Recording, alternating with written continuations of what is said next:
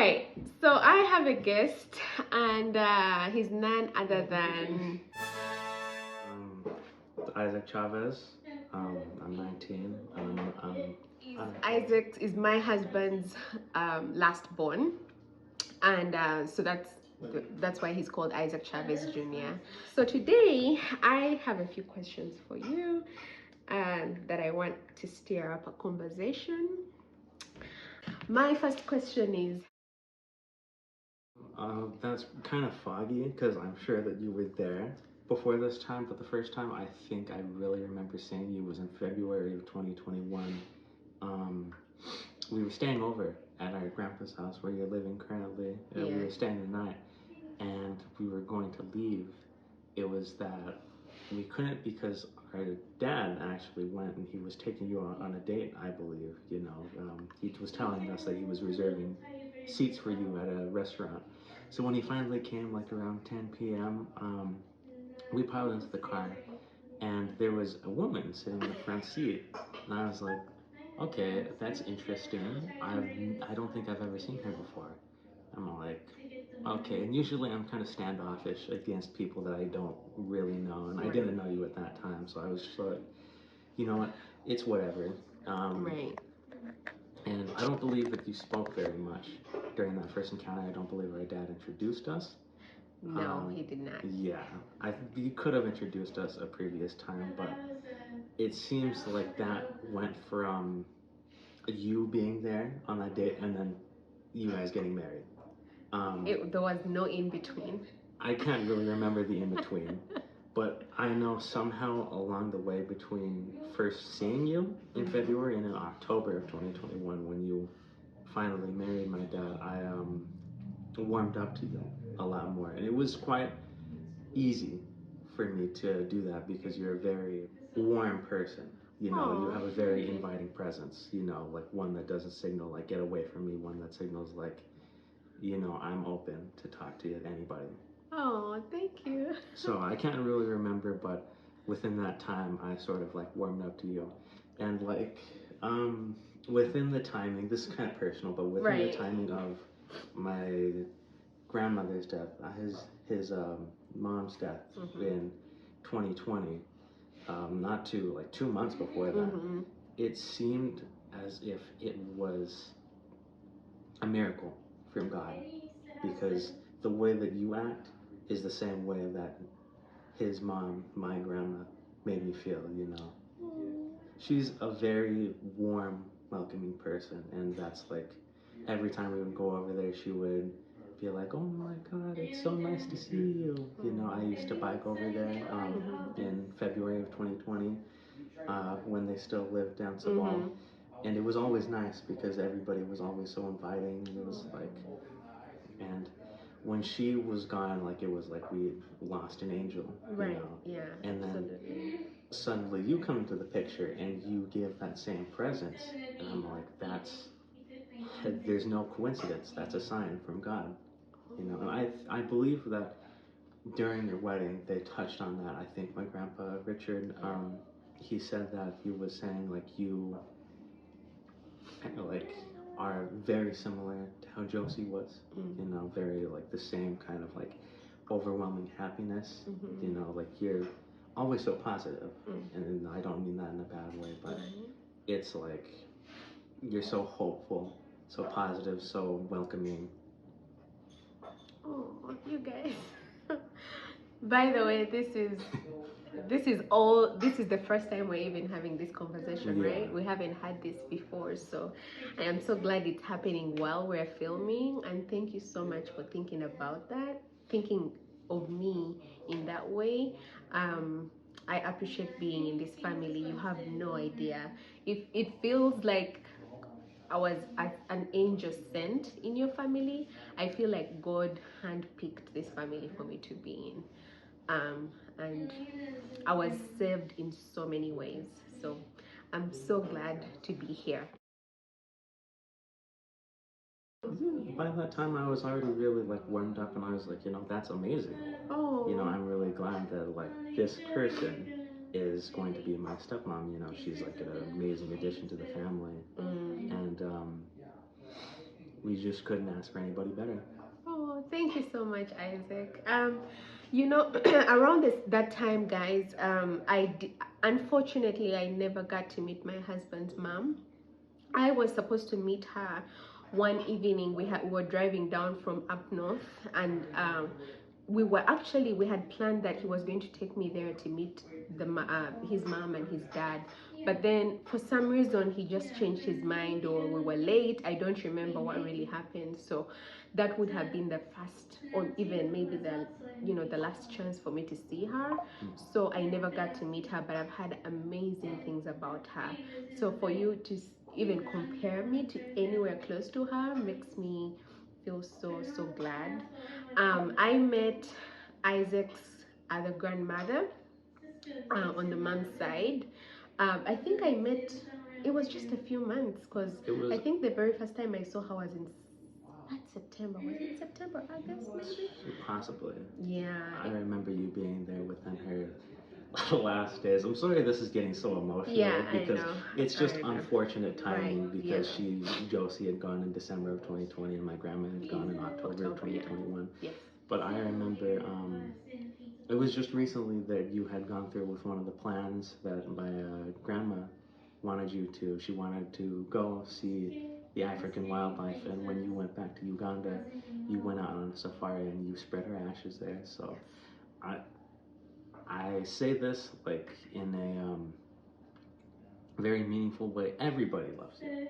You know, my grandma, she like really revered you. Yeah. And when you came over and she was like sick, I heard the story that like she was very distressed and she was like calling out for you. You know, she got along with you within a month. Exactly. 1 month of meeting each other, you guys were already talking it up, like you were best friends, planning on going to Africa to Dubai. We had like plans to travel within the world. 1 month. And I had only met her for like a few weeks. Yeah. Yeah. And I think that is really a testament to your character and how really like inviting you are, you know. I feel like in the American culture, it's standoffish. You know, it's very hard to meet people unless they're willing to invite you. Mm-hmm. But with you, your presence breaks down that barrier.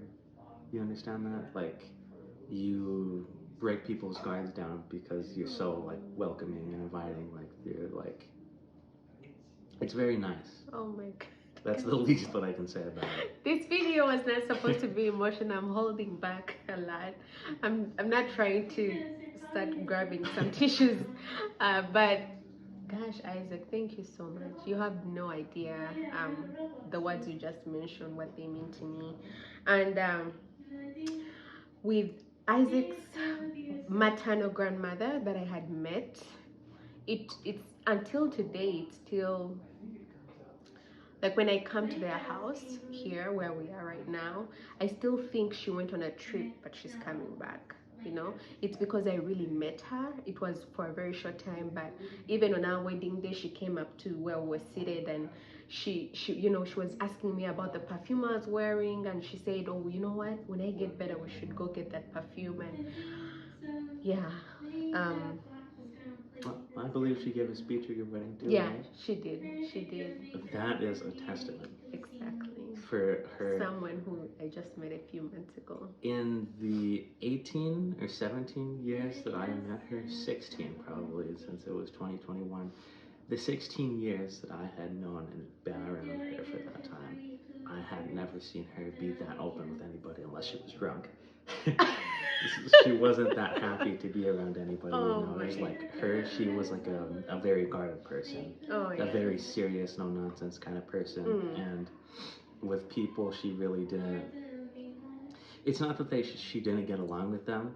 She just always had a guard around her because that's how she grew up. Mm-hmm. But when you came around, it was like a whole different side of her that I saw. You know. Oh wow. Yeah, she was like just getting along with you so well. Oh my God, can you imagine? Yeah, I'm going to allow us to go to the last question because this is getting very personal and deep.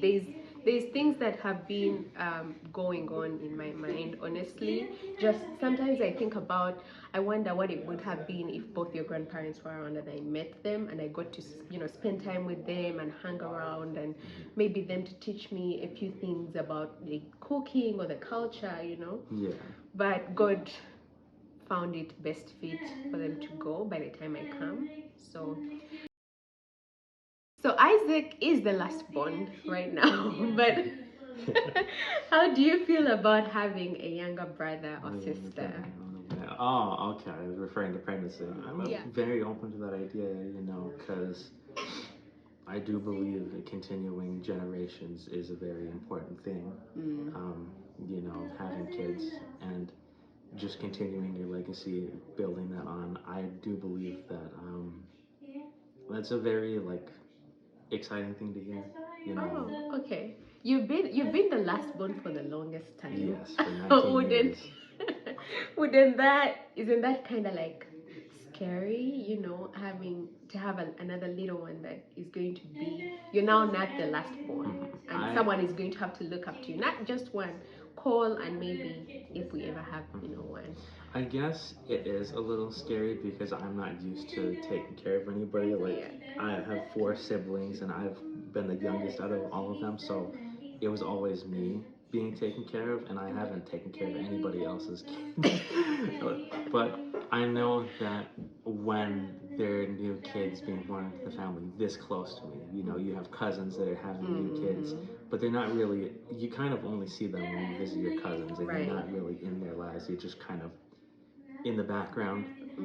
But having to be prominent in a new kid's life, that is very concerning, especially with how, I wouldn't say smarter, older, more knowledgeable I become about children's health. There's a lot to learn, a lot of habits that you see. I've done a lot of research on it, and there's a lot of small things that you do that impact a kid's life in a very huge way. Small little behaviors, even the big behaviors, can impact a kid, and they can grow up very molded by these small little things that you don't really take a second thought on. But it is a lot of responsibility. Yeah. Not in a bad way. I know. It's an exciting. I mean, you're not going to be their parent, but you kind of have to.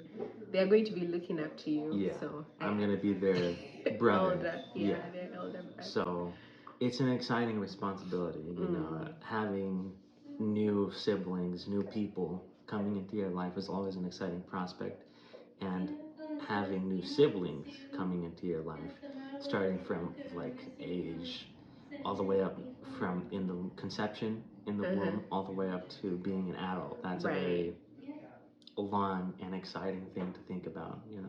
I don't know how else better to put it, but it's continuing that legacy. That's the exciting part. I get to meet a new brother or sister and whatnot. I get to influence them. Somebody looks up to me. I'm the youngest, so usually that doesn't happen. Exactly. Everybody is oh, you need to follow my orders. Right. So to be in that kind of position, and you're the one telling them you need to follow what I say, would be a very new idea, right? Okay. Well, that is all that we could share with you today. We'll continue the conversation another time. I still have so many people to bring on our channel and just have that conversation about what they thought, and just share with you a little bit about our blended family, and for you guys to get to meet our kids, our relatives, and everyone in between. So thank you all for watching. Have a good night. If you haven't already subscribed, like, and share, please go ahead and do that. And for now, bye bye.